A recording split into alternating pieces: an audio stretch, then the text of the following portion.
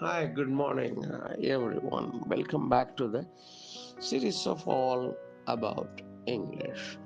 Indict அப்படின்னா குற்றம் சுமத்து அப்படின்னு அர்த்தம். சார்ஜ் வித் குற்றம் கூறுதல், குறை கூறுதல். அக்யூஸ் ஆஃப்,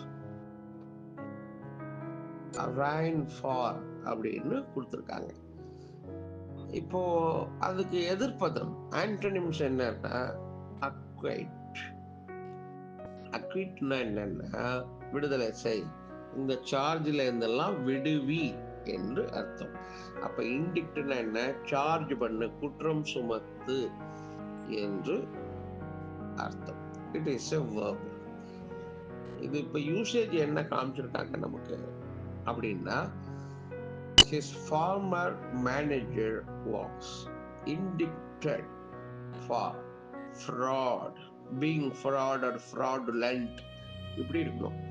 அவன் மற்றவர்களை ஏமாற்றி விட்டான் என்று குற்றம் சுமத்தப்பட்டவர் தான் இவருடைய முன்னாள் மேனேஜர், நிர்வாகி. இதுதான் இதனுடைய அர்த்தம். இண்டிக்டட் ஃபார் ஃப்ராட், இண்டிக்டட் ஃபார் ஃப்ராடுலண்ட் அப்படின்னா ஏமாத்தியதற்கான ஏமாத்தினார் அப்படின்னு குற்றம் சுமத்தப்பட்டவர் என்று அர்த்தம். ஸோ இண்டிக்ட் அப்படின்னா குற்றம் சுமத்து என்று அர்த்தம்.